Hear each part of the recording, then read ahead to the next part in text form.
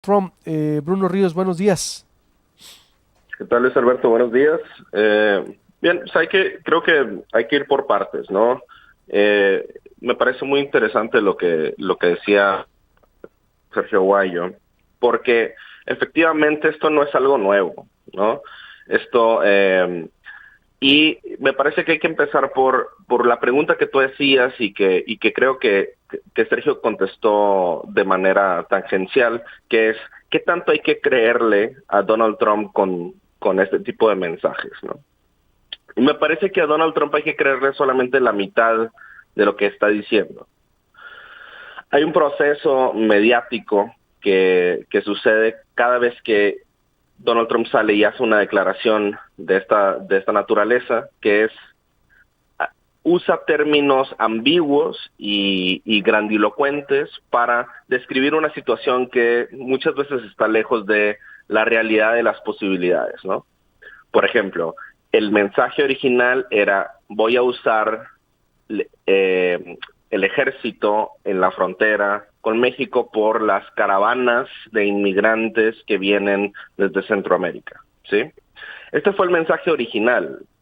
Y el problema fue que hay una ley federal en Estados Unidos que prohíbe el uso del ejército dentro del territorio nacional. Sí, solamente se puede usar como para la defensa nacional fuera del territorio de los Estados Unidos. Es decir, el ejército no puede cumplir funciones de otras agencias o de policías o de otro tipo de corporaciones, ¿no? Policíacas.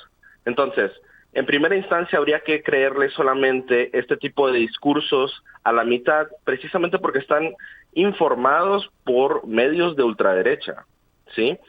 Están informados por medios de comunicación que traen una agenda política que está casada con una serie de ideologías xenófobas y demás, ¿no? O xenofóbicas. Por ahí para empezar. Y en segundo lugar, habría que entender que lo que hizo en realidad es firmar un memorándum para pedirle a las tropas de la Guardia Nacional, que son una especie de policía federal militarizada, perdón, policías estatales militarizadas, es decir, la Guardia Nacional pertenece a los estados, no es parte del ejército, ¿sí? Entonces es una petición para que los estados de la frontera manden tropas de su Guardia Nacional propia a la frontera, ¿no? Y hasta ahora solamente 3 de los 4 estados de la frontera con México han aceptado esta petición, ¿no? Solamente Arizona, Texas y Nuevo México, obviamente, por ser republicanos, han aceptado esta idea, pero California está rehusándose. Y California es el estado más rico de la nación, ¿sí? Y además es uno de los estados que se ha opuesto de manera sistemática desde el 2015 a toda la política de Donald Trump. En tercer lugar, hay que entender que esto no es algo nuevo, ¿sí? Barack Obama en 2010 también mandó a la Guardia Nacional a la frontera, y antes también George W. Bush mandó a la frontera en 2006 y en 2008. Entonces, ¿qué ha cambiado? La pregunta es, ¿qué es lo que ha cambiado en realidad? Lo que ha cambiado es solamente la retórica. No ha cambiado la ley y no ha cambiado tampoco las formas, ¿sí? Las formas en donde esto sucede, ¿no? Hay presidentes anteriores que lo han hecho en varias ocasiones. Entonces, solamente ha cambiado la retórica, el discurso desde el gobierno federal. Y además hay que entender que hay una inmensa industria en torno a la migración, una industria privada que existe no solo en la frontera, sino que está financiada para detener a migrantes en cárceles privadas por años, mientras se procesa su caso en las cortes, que además son un desastre, ¿no? Entonces, ¿qué está pasando con la respuesta de México y cómo se ve desde acá? Hay una oposición mayoritaria hacia las políticas del gobierno federal en Estados Unidos en este momento. Hay que entender que Donald Trump perdió la elección, el voto popular en Estados Unidos, ¿sí? Entonces la oposición es más grande que la gente que lo está apoyando. Entonces hay que entender que este tipo de retórica no está apoyada por la mayoría de la población en Estados Unidos, ¿sí? Y obviamente, como no ha podido cambiar la ley a través de los congresos, a través del Congreso y el Senado, porque la oposición es bastante fuerte, pues no, lo único que le queda es tener este tipo de acciones, esta retórica, ¿no? Y me parece que además ahora en México se está tratando de capitalizar esta retórica a favor de tanto el gobierno federal, es decir, el hecho de que el presidente haya salido ayer a dar este tipo de mensajes ante algo que no es nuevo, sino simplemente ante una retórica distinta, está capitalizando electoralmente o legitimando todos los tropiezos que ha tenido anteriormente con Donald Trump, ¿sí? Y me parece que en eso Sergio Aguayo está en lo correcto, ¿no? Es decir, Peña Nieto está tratando de arreglar ese gran error que fue invitar solamente a Donald Trump a Los Pinos y no intentar hacerlo de manera concreta con Hillary Clinton, ¿no? Y entonces me parece que eso es lo que se está haciendo. Y obviamente pues todo el mundo se subió al tren en México con los candidatos y demás teniendo reacciones similares, ¿no?